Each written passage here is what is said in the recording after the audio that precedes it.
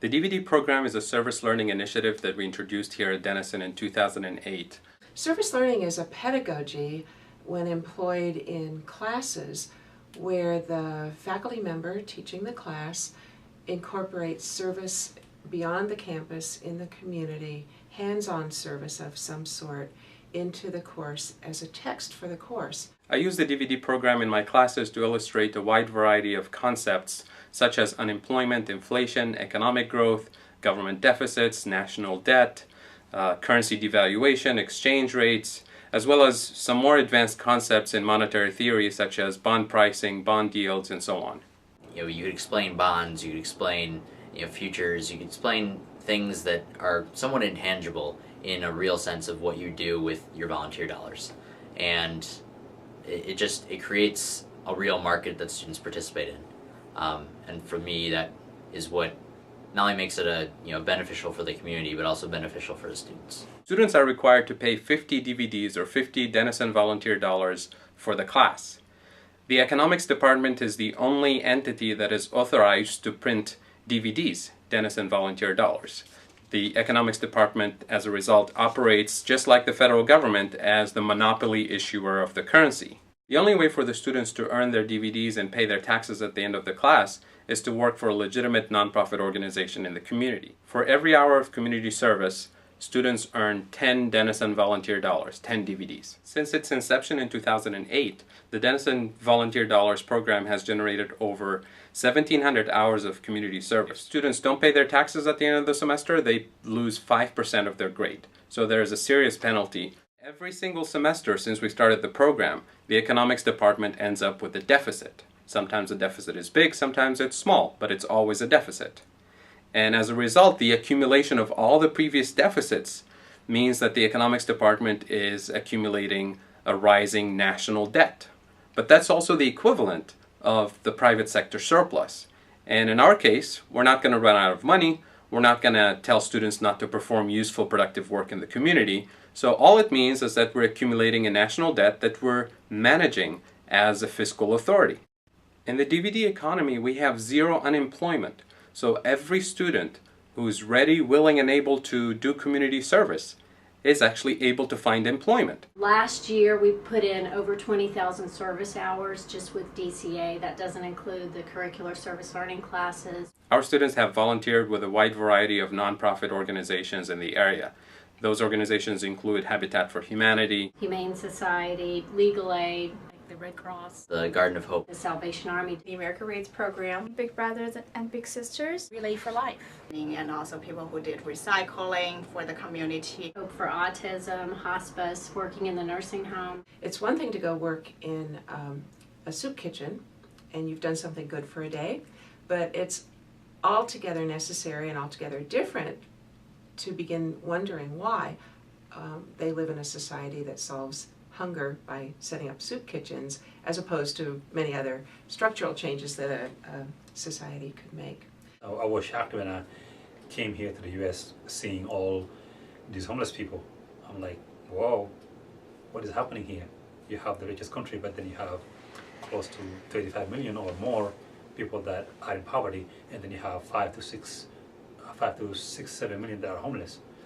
The DVD program is a good example of service learning, and it's a program that gives students choices about what kind of work they want to do, so that they have to define for themselves what the problem is that they would like to go out and solve.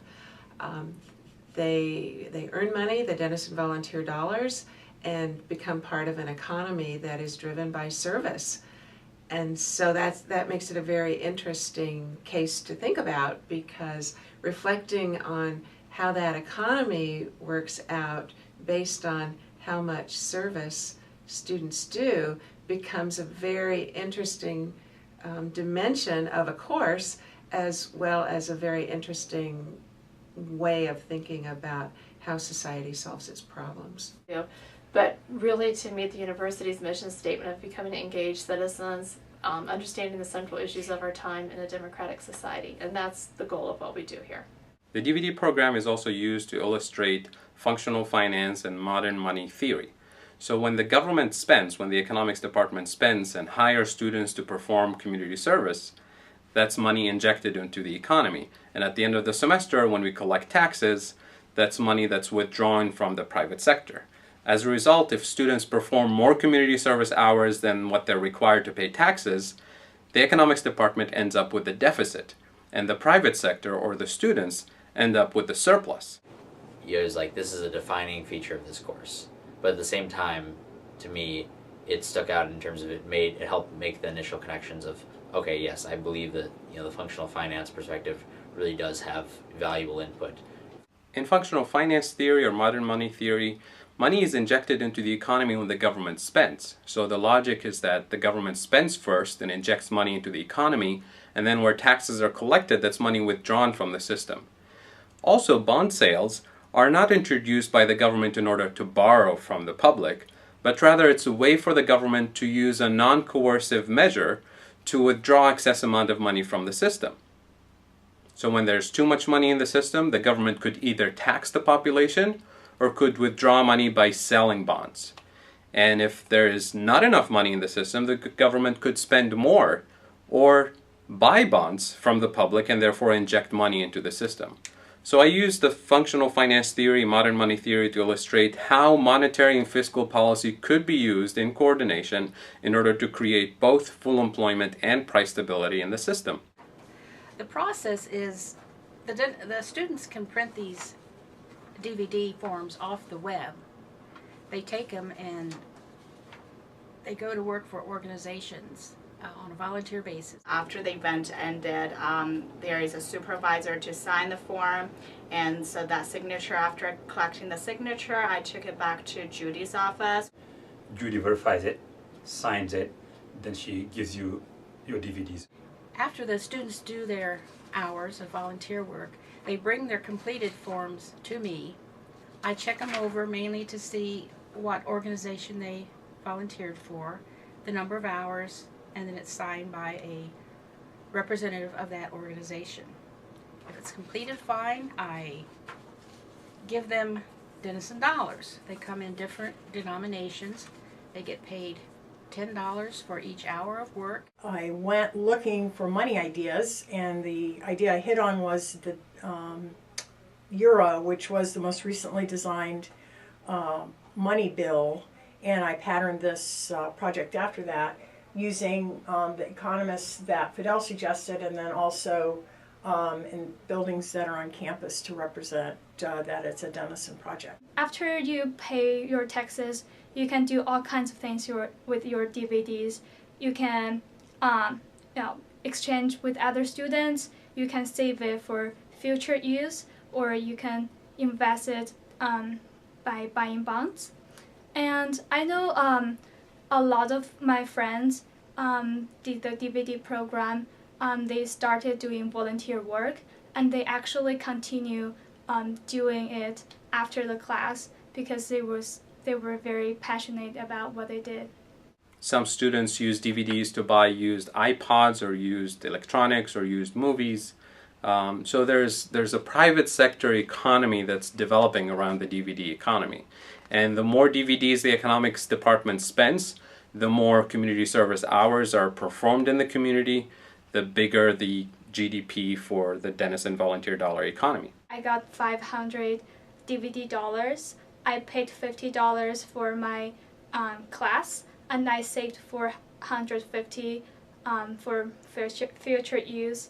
And I want to also invest my DVD dollars to buy bonds and get return from it.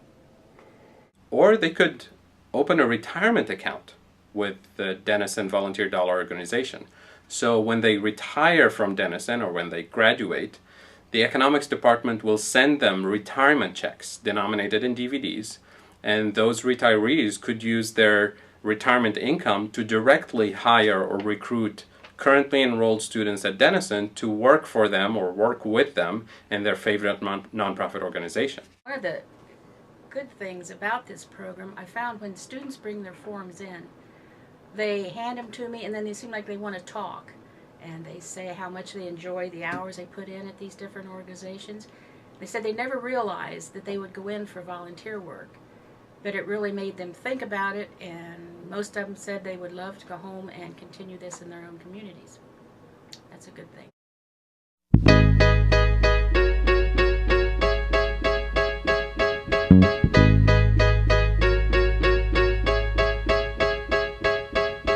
I need a dollar, dollar, dollar, that's what I need. Hey, hey. Well, I need a dollar, dollar, dollar, that's what I need. Hey, hey. Said I need a dollar, dollar, dollar, that's what I need. And if I share with you my story, would you share your dollar with me? Bad times are coming and I reap what I done sowed. Hey, hey. Well, let me tell you something, all that glitters ain't gold. Long old troublesome road, and I'm looking for somebody come and help me carry this load. I need a dollar, dollar, dollar, that's what I need. Hey, hey. Well, I